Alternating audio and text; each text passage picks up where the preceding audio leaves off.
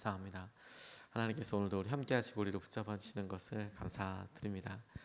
우리 정지용 집사님 가정, 특별히 우리 고 김용자 성도님, 어제 위로 예배 잘 다녀왔습니다. 오늘 입관 예배가 12시에 있겠습니다. 11시 입관이 있고 12시 입관 예배가 있는데 위에서 기도해 주시기를 부탁드리겠습니다. 우리 한 주 동안에 자녀들을 놓고 기도하는데 이 자녀들 위해서 기도하는 것을 통해 우리에게 영적인 회복이 있게 되기를 원합니다. 기도 부탁하실 분들 있으면 기도 카드 적으셔서 내시면 우리 아이들을 위해서도 기도하고 하나님께서 우리에게 하시는 은혜들을 놓고 우리가 함께 기도하면 좋겠습니다. 같이 주위에 기도할 수 있도록 기도회가 시작됐다고 새벽 예배 하나님께 특별한 시간들을 허락하여 주셨다고 주위에 있는 분들과 이번 주에 우리 같이 회복하면서 기도하고 권면할 수 있으면 좋겠습니다. 오늘 하나님께서 우리 계시는 말씀 같이 보겠습니다. 스가랴서 3장 2절 말씀입니다. 저와 여러분들이 한 목소리로 읽겠습니다. 주님께서 사탄에게 말씀하셨다. 사탄아, 나 주가 너를 책망한다. 예루살렘을 사랑하여 선택한 나 주가 너를 책망한다. 이 사람은 불에서 꺼내 타다 남은 나무 토막이다. 아멘. 하나님 말씀입니다. 오늘 우리 아이들이 개원하고 개학하고 개강하는 날입니다. 유치원도 또 초등학교, 중학교, 고등학교도 그리고 대학교도 그리고 심지어 학원도 여러 의미에서 개원과 가깝거나 개학과 하는 시즌을 맞아 가장 많은 사람들이 학교에 가게 되는 처음으로 가게 되는 그런 날이 오늘 바로 이 시간입니다. 오늘 우리가 아이들을 위해서 우리 다음 세대를 놓고 기도할 때 참 여러 가지 기도 제목들이 있죠. 학교의 소식들이 우리에게 만만치 않게 들려오기도 하고 이미 장성한 자녀들이지만 우리가 학기가 시작되는 것을 통해 우리도 모르게 관심이 가게 됩니다. 자녀들에 대해서, 사회에 대해서, 우리 아이들이 처해 있는 현실에 대해서 뭐 어떻게 해야 되나 고민이 있게 됩니다. 근데 특별히 이번 한 주 동안 우리가 좀 기도하고 싶은 것은 이런 일들과 상황들 통해 우리의 상상력에 대해서 좀 주목해 보고 싶습니다. 아이들을 보고 여전히 어리거나 혹은 너무 커버렸거나 혹은 아이들에게 있었던 여러 일들을 통하여 우리가 많은 부분 자녀들에 대하여 포기하거나 혹은 왜곡된 생각들을 갖고 있는 우리의 이 거룩하지 못한 상상력에 대해서, 믿음에 대해서 우리가 기도하면서 깨우치고 믿음의 한 5사람을 통해서 우리에게 좀 도전해 보고 싶습니다. 하나님, 그렇게도 만나서 사람들 써주신다면 우리 자녀들에게 주님께서 똑같은 은혜의 손길로 만나주시고 만져주셔서 하나님이 하시는 은혜의 열매들로 사용하여 달라고, 붙잡아 달라고 그렇게 기도할 수 있겠다라는 생각이 듭니다. 그리고 동시에 자녀들을 위해서 기도하는 모습이 우리의 기도를 통하여서 자녀들이 우리 기도의 열매를 누리게 되겠지만 동시에 이것을 통해서 우리에게도 하나님이 우리를 회복시켜 주시고 기도하게 하시는, 다시 말해서 우리의 믿음을 성숙하게 하시는 놀라운 계기가 될 수 있겠다라고 싶습니다. 이번 주에는 5명을 총 살펴보게 될 텐데 오늘은 존 웨슬리, 내일은 프란체스코, 우리가 성인이라고 불리는 성 프란체스코, 셋째 날에는 조지 뮬러, 넷째 날에는 마틴 루터, 5번째는 어거스틴이라는 사람의 회심을 통해서 우리가 좀 보고 싶어요. 그들이 어떻게 회심했는지를 보면 의외로 우리가 우리 자녀들이나 우리 마음속에 있는 여러 상황들에 대해서 우리 지금 상상하는 것과 똑같네, 혹은 더 열악했네, 혹은 우리 자녀들도 혹은 우리도 주님께서 그렇게 만나주시기만 하면 그러면 우리의 삶도 자녀도 완전히 변하겠네, 이런 고백을 할 수 있겠다고 싶어요.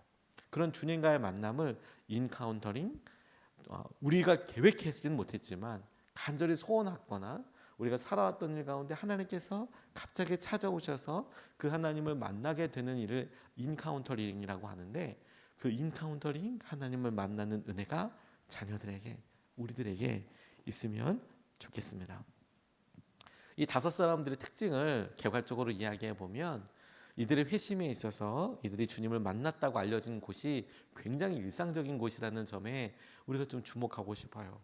일상적인 곳이다라는 것이 무엇이냐면 앞으로 우리가 5일 동안 살펴보겠지만 저들이 거리를 가다가, 저들이 아주 자그마한 교회에서, 혹은 저들이 산책을 하다가, 혹은 친구랑 걷다가, 이런 일들은 우리 아이들에게도 하루에 수백 번 일어날 수 있는 일이거든요. 수백 번까지는 그렇지만 하루에도 10번, 20번 일어날 수 있는 일이거든. 너무 일상적이고, 그리고 간간히 사진을 보게 될 테지만 그곳이 어떻다라고 찍혀져 있는 그곳을 상상해 보면 오늘 우리 아이들이 등교하는 길이나 학원 가는 길이나 혹은 우리 아이들이 직장에 취직해서 일하고 있는 장소에 대하여 그대로 믿음으로 대입해서 하나님 저곳이 올더스 게이트 거리가 되게 해주시고, 하나님 저곳이 어거스틴의 정원이 되게 해주시고, 하나님 저곳이 주님이 찾아오시는 날이 되게 해달라고 우리가 상상을 할 수 있고 기도할 수 있겠다, 이렇게 싶습니다.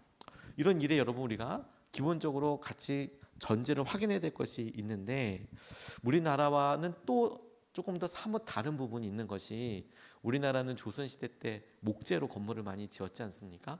전쟁에 취약하고, 그리고 이 목재 자체가 오래가는 것에 관리가 필요합니다.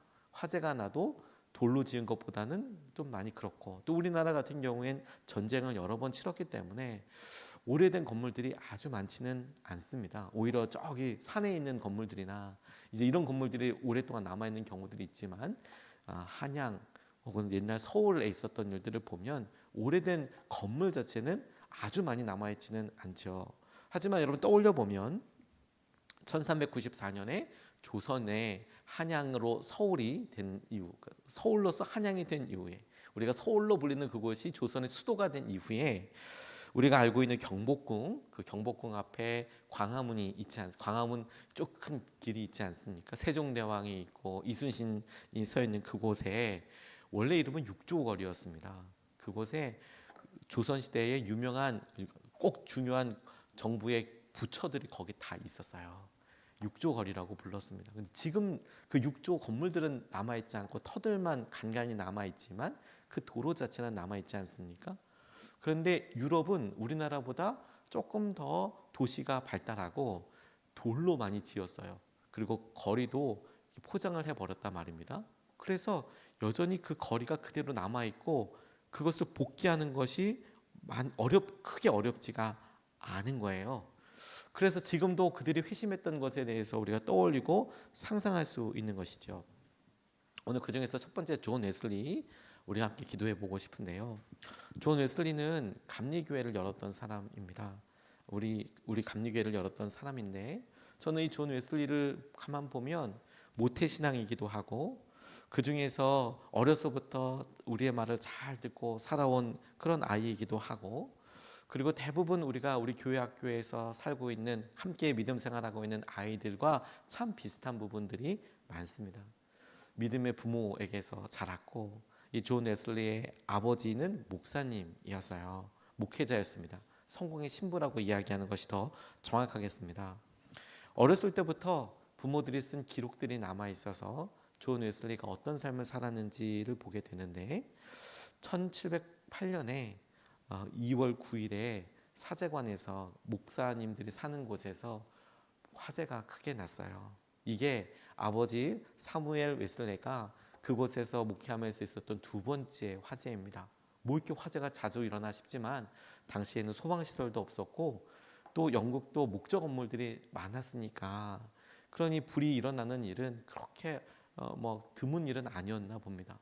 그래서 순식간에 화마가 다 불타버리게 되는 그런 일이 있었어요. 그때가 존 웨슬리 6살 때였습니다. 근데 그게 화재가 났을 때 2층 창문을 통해서 이 존 웨슬리가 간신히 구출돼요. 죽을 수밖에 없었는데 간신히 구출됩니다. 그래서 이 어머니 수산나 웨슬리가 불에서 꺼낸 타다 남은 나무 토막이라는 별명을 지어줬어요. 별명이에요. 불에서 타다 남은 나무 토막 같다. 죽을 수밖에 없었고 죄의 결과처럼 보이는 자신의 죄라고 할 수도 있고 하는 이런 여러 일들에 성경을 읽다 보니까 오늘 우리가 함께 읽었던 것처럼 주님께서 사단을 뭐라며 이야기하다 이 사람을 보호하고 회복시키기 위하여 주님께서 이야기하실 때 타다 남은 나무 토막이다. 완전히 타워진 것이 아니고 하나님께서 구출해낸, 하나님께서 선택하신 그런 나무 토막이다. 그런 의미로 이 존 웨슬리를 어렸을 때부터 특별한 의미를, 별명을 부여해서 부르곤 했다는 겁니다. 그리고 이 존 웨슬리는 그 말을 잊지 않았던 것 같아요. 나는, 그래서 평생에 그가 좋아했던 말씀 중에 하나가 타다 남은 나무 토막이야. 근데 여러분, 우리에게도 우리 사랑하는 아이들에게 이런 사랑과 혹은 우리가 사랑하기 때문에 생겼던 꼬리표들이 있습니다. 어느 날 아이가 너무 많이 아파서 아이를 위해서 기도할 때 우리 아이가 어떻게 이곳에서 나오나 싶지만 지나고 나니 통가에 나와서 정말 죽었다가 살아온 내 아들, 내 딸처럼 타다 남은 나무 토막처럼 우리 자녀들에게 그런 특별한 일들과 사건들이 있지요. 그래서 더욱 소중한 그런 경우들이 있지요. 이렇기 때문에 여러분, 우리가 더 포기하지 못하는 겁니다. 우리에게 우리 자녀들이 더 힘들고 더 연약하고 더 앳된 아이일수록 우리에게는 그 부모가 웨슬리를 불렀던 것처럼 타다 남은 나무 토막처럼 우리에겐 너무도 소중한 그 특별한 의미가 있는 그런 자녀가 되지요. 그런데 여러분, 그런 의미에 우리가 한 번 더 가만히 살펴보아야 하겠다고 싶어요. 우리는 어떤 기대를 가지고 나아가는 걸까요? 한 번은 웨슬리 아버지가 돌아가시고 사무엘 웨슬리가 먼저 하나님 품으로 돌아가고 미국에 선교사로 가달라는 요청을 존 웨슬리가 받았을 때 고민합니다. 그는 모태신앙이었고 고민했지만 특별한 체험은 없었거든요. 여기서 그냥 살면 되지라고 싶었는데 미국에 선교사로 가달라는 말을 듣고 고민하다가 고향에 있는 어머니를 찾아가요. 부모 중에서 아버지는 돌아가셨으니까 어머니를 찾아갑니다. 그리고 조언을 구해요. 근데 그 엄마 수산나 웨슬리가 조금도 지체하지 않고 감탄하면서 이야기했대요. 엄마, 나 미국으로 선교사 가라는데 가? 이렇게 이야기했겠죠. 그랬더니 수산나 웨슬리가 대본에 뭐라고 확신을 가지고 이야기하냐면 내게 20명의 아들이 있다면 다 그렇게 쓰임 받았으면 좋겠다. 얘야, 내게 20명의 아들이 있으면 다 그렇게 쓰임 받았으면 좋겠다. 그 말을 듣고 그가 마음으로 결정하고 미국으로 선교사로 가기로 결정합니다. 당시 미국은 개척 시기였거든요. 그래서 선교지였어요. 식민 지배처럼 이렇게 그것이 다 다스려지고 있었거든요. 근데 가는 길에 요나가 만났을 법한 큰 태풍들을 만나고 자신의 믿음이 적나라하게 드러나는 사건이 있었습니다. 태풍을 만나니까 자기는 선교사로 미국에 가는데 죽을 것 같아서 고민하지만 정작 함께 갔던 그 시몬스 호라는 배에 독일 헤르누트의 노동 공동체 출신이었던 개신교 교도들이 있었는데 모라비안 교도들이라고 불렀어요. 26명의 사람들이 전 세계로 그렇게 파송하면서 선교사로 나갔어요. 가족 단위로. 근데 이 26명의 모라비안 그 신자들 중에 모라비안 교회의 교인들 중에 어린 아이도 있는데 그 배 위에서 태풍이 그렇게 치는데 기도하더라는 거예요. 자기는 너무 죽을까 봐 두려워서 막 이러고 있는데 같이 시편을 노래하고 기도하더라는 거예요. 체험이 없어서 그곳에 가던 웨슬리에게는 충격적인 일이었습니다. 어떤 사람은 죽음 앞에서 저렇게 은연히 예배하는데 나는 누구인가. 이 체험이 없었던 웨슬리가 미국에 그렇게 가긴 했지만 안타깝게도 그 선교는 실패했다고 이야기할 수밖에 없을 정도로 사역지에서 야반도주에서 도망가요. 다시 영국으로 도망가 버려요. 그걸 그가 부끄럽지만 다 기록해놨어요. 내가 도망쳤다고 그곳에서. 그리고 이후 여러분 계속 영적인 갈망을 있었지만 교회에 발을 못 붙이고 다가오지 못하는 사람처럼 자기가 목사이면서도 내가 예배를 드릴 수 없고 혼자서 믿음 생활해야 될 것 같고 이런 내적인 갈망이 끊임없이 생겨납니다. 체험이 없어서 그에게 오랫동안 기도 생활을 했고 그가 심지어 목사이고 심지어 공부를 많이 했고 그의 성품이 온화하고 이런 걸 떠나서 결정적으로 그에게는 내가 하나님을 믿는다. 하나님이 나를 구원하셨다라는 확신이 없었어요. 40이 넘도록 없었어요. 내가 못 믿겠다.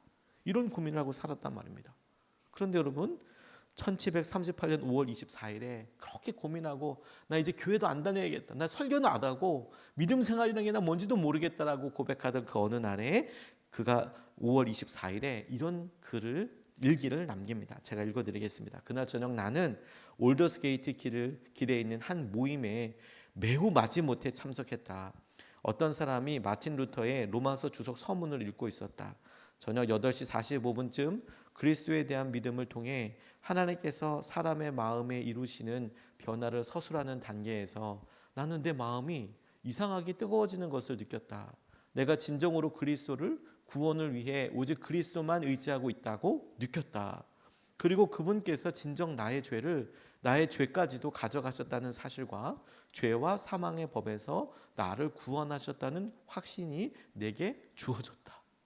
그가 마뜩자나 참석하려고 갔던 그 기도회를 참석하러 갔는데 그 가는 중에 기도회가 진행이 되고 이렇게 해서 서서 이렇게 보는데 설교자도 아니고 어떤 사람이 루터가 로마서 서문 앞에 로마서는 이렇게 읽어야 한다고 써놓은 그 글을 읽어주고 있는데 그걸 듣던 그 과정이 갑자기 믿어졌다는 거예요. 주님이 나를 사랑하시고 나를 붙잡아 주셨다는 것을. 사진을 준비해 봤는데요. 이렇게 나와 있어요. 혹시 저희가 지금 런던에 있는 올더스 게이트 거리입니다. 여러분 상상해 보세요. 우리 아이들이 오늘 학교 갔을 때 만나볼 듯한 그런 거리 아닙니까? 그냥 도로가 있고 여전히 저 올더스 게이트는 지금도 저 모습으로 이렇게 있어요. 당시 웨슬리가 살았을 때는 저 정도 높이의 건물은 없었겠지만 저 거리 어디쯤 그렇게 하나님께서 그의 마음을 만지셨겠죠. 다음 장이요.